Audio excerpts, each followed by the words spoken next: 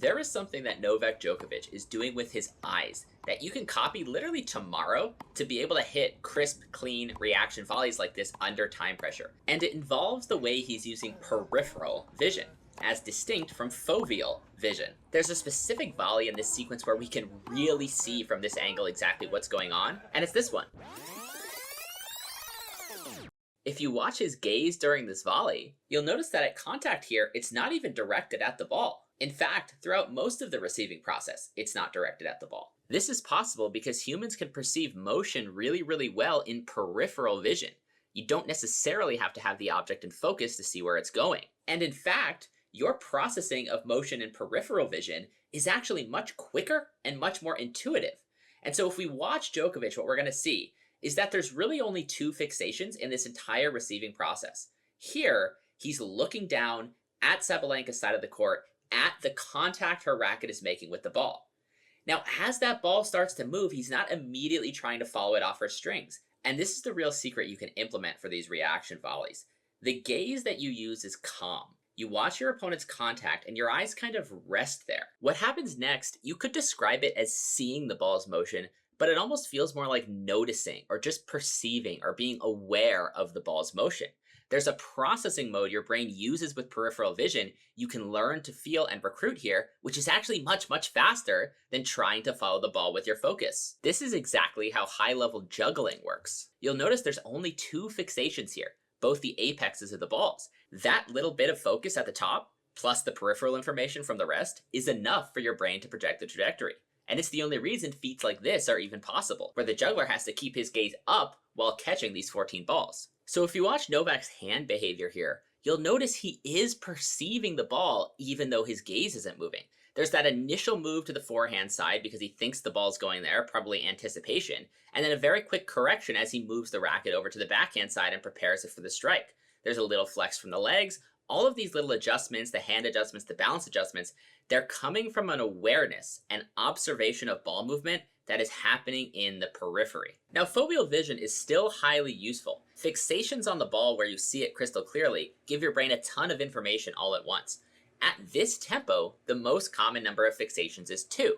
So as you develop this calm gaze, you'll have that first fixation on your opponent's contact, and your eyes will just naturally flick and find the ball one more time before you hit it. So I want to show Novak's second fixation here, which occurs right here.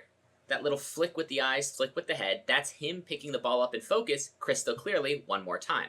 Now I'll play it in full speed a few times because that can help see it.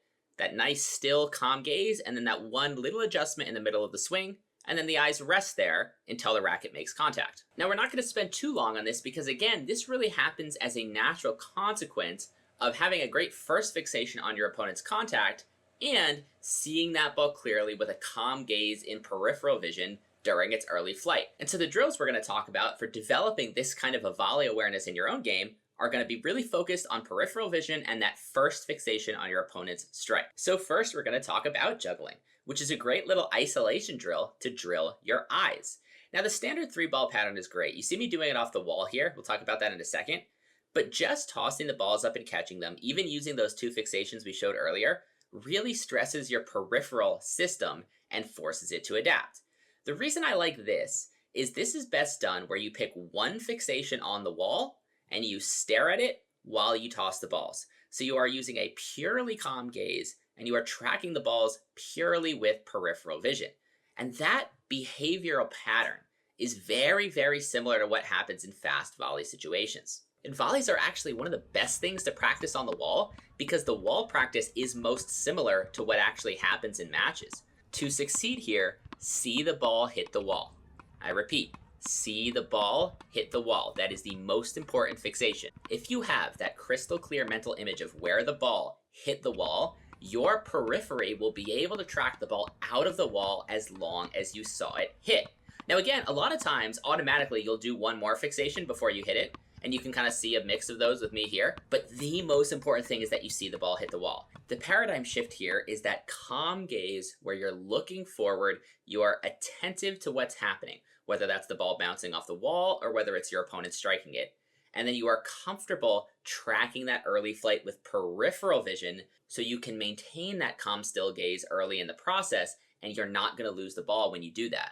So those are really the fundamentals of vision. Now there are two other quick technical elements we have to touch on with the volley. Vision and visual skill is definitely number one, but number two and three involve the hands and how you use your legs. And if you can't get these right, even if you can see the ball, you'll probably struggle.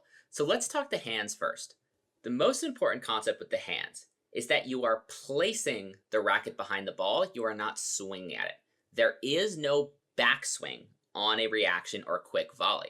Really on any volley, you can take away the backswing, although slow floaters and singles, you might want a little bit of backswing. But watch Novak's hands. They do not go back. The hand is placed behind the ball, and then there is a tiny forward swing. No backswing, tiny forward swing. No backswing, tiny forward swing. You'll watch, sometimes there's even like a brief pause where he waits for the ball. You see that little delay there? You see how his forearm and his arm, they're in position in time? And then there's that split second where he just waits instead of bringing it farther back before that little punch forward. Again, no backswing, only forward swing. And what I see from a lot of you guys is you're in this reaction situation, maybe you make 2 or 3 good ones, and the second one is a tiny bit slower. You're not willing to just hover your hand there behind the ball and wait for it. You try to take a backswing, and that's when the shanks come in. The other thing I want you to notice is that both hands generally move together. So obviously on the backhand volley they do, but even on the forehand volleys, a lot of the adjustment is happening with the trunk and not with the hand by itself.